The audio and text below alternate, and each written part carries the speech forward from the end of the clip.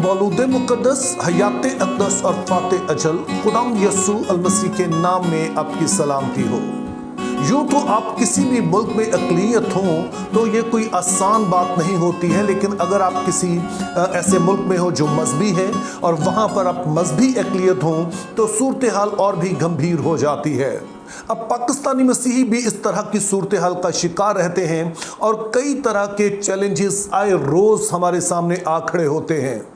और फिर ऐसी सूरत हाल में ना चाहते हुए भी हम विक्टिम मेंटेलिटी का शिकार हो जाते हैं, यानी कि हमारी जहनीत एक मजलूमियत वाली बन जाती है कि जहाँ पे हर चीज़ को हम अपने खिलाफ ही जाता देखते हैं और हर कदम को हम समझते हैं कि इसके ज़रिए से हमें शिकार किया जा रहा है। तो इसका नतीजा फिर ये होता है कि अगर कुछ अच्छा भी हो रहा हो, कुछ अच्छी खबर भी आ रही हो, तो हम उसे उस तरह से एंजॉय नहीं करते हैं, हम उसको उस तरह से वेलकम नहीं कहते हैं।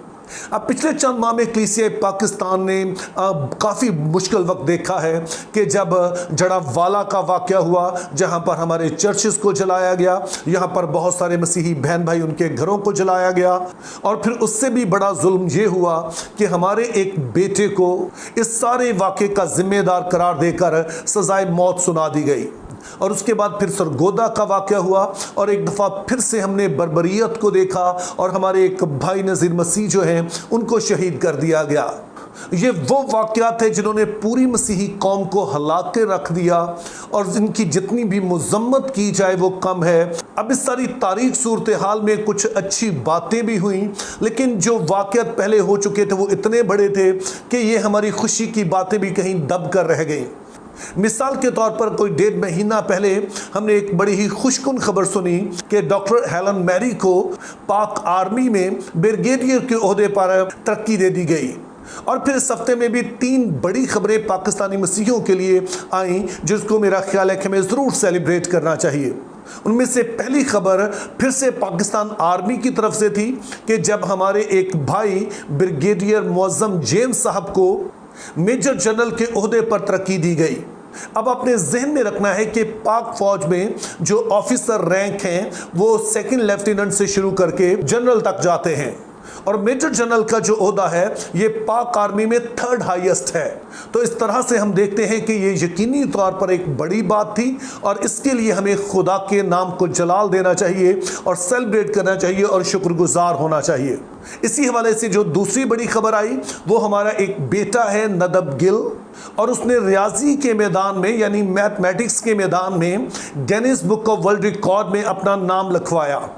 नदब गिल 10 साला मसीही बच्चा है जिसने 1 मिनट में रियाजी के 196 यानी 196 सवालात के जवाब देकर यह रिकॉर्ड अपने नाम किया है। और तीसरी खबर फिर हमने अपनी बेटियों के हवाले से सुनी कि जब सोहेल सिस्टर्स ने साउथ अफ्रीका में होने वाले Asian Pacific African weight lifting championship में 12 मेडल जीते, और हमारी ये बेटियां यानी कि वेरोनिका सोहेल, ट्विंकल सोहेल और सहर सोहेल ने टोटल 12 गोल्ड मेडल अपने नाम किए और जो वो नेशनल न्यूज़ का हिस्सा बनी। अब जैसे कि मैंने पहले कहा कि पाकिस्तानी मसीही होने के नाते अगरचे हमें कई तरह के चैलेंजेस का सामना रहता है, लेकिन जब इस तरह की खबरें हों तो हमें ज़रूर इनकी कदर करनी चाहिए। इसके साथ ही मैं अपने इन बहन भाइयों से जिनका मैंने जिक्र किया कि जिन्होंने पाकिस्तान में रहते हुए नाम पैदा किया है, इनके हवाले से 2 बातें कहना चाहता हूं। पहले नंबर पर तो अब कलीसिया का फ़र्ज़ है, उन मुकामी कलीसियाओं का फ़र्ज़ है कि जहां से ये ताल्लुक़ रखते हैं, मिसाल के तौर पर मुअज़्ज़म जेम्स साहब जो है इनका ताल्लुक़ सेंट पॉल चर्च से है, तो सेंट पॉल चर्च की ये जिम्मेदारी होगी कि ना सिर्फ उनकी इस काविश को सराहें, लेकिन साथ ही इस जिम्मेदारी को भी बताएं कि जिस कदर उनका बड़ा नाम है उतनी ही बड़ी जिम्मेदारी मसीही कौम की उनके कंधों पर है, क्योंकि उनके ईमान या बेईमानी का असर बराह रास्त पाकिस्तानी मसीही कौम पर पड़ेगा। जैसा कि हमने पहले यूसुफ यूहन्ना के हवाले से देखा, तो कलीसिया की जिम्मेदारी है कि ना सिर्फ उनके लिए दुआ करें बल्कि ज़रूर उनकी रहनुमाई करें कि अब आगे उनके लिए क्या चैलेंज है और किस तरह से उन्होंने रहना है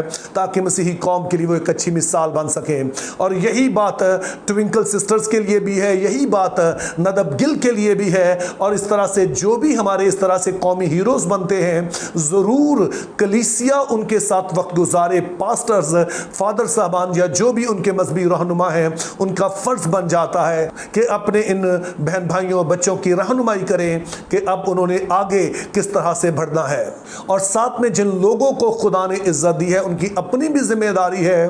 कि अगर आप यहाँ तक पहुँचे हैं तो खुदावंद यीशु मसीह आपको लाए हैं और अब आपने मसीह का गवाह बनना है, अपने चाल चलन से, अपने बोल चाल से, अपने काम से और अपने ईमान पर कभी कोई समझौता नहीं करना है।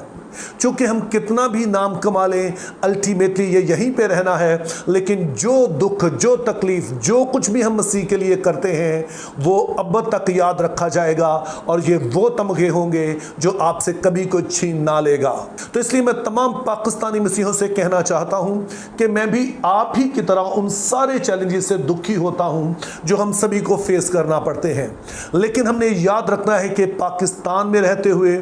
मसीह के शागिर्द होने के नाते, उसके नाम लेवा होने के नाते हमें कुछ कीमत तो देना पड़ेगी, लेकिन हम कई तरह के चैलेंजेस पर काबू पा सकते हैं अगर हम मेहनत करें, हम किसी मुकाम तक पहुँचे तो सूरत हाल काफ़ी बेहतर हो सकती है। तो मेरी दुआ है मेजर जनरल मुअज्जम साहब के लिए, इसी तरह अपनी उन बेटियों के लिए यानी वेरोनिका, ट्विंकल और सहर के लिए और अपने बेटे नदब गिल के लिए कि जिनको खुदा ने ये मुकाम दिया है, तो अब खुदा उन्हें फजल अता करे कि वो मसीह के नाम की खातर इस तरह से ज़िंदगी बसर करें, इस तरह से आगे बढ़ें कि मसीह के नाम को जलाल मिले। Think biblically, live purposefully, have a very good day.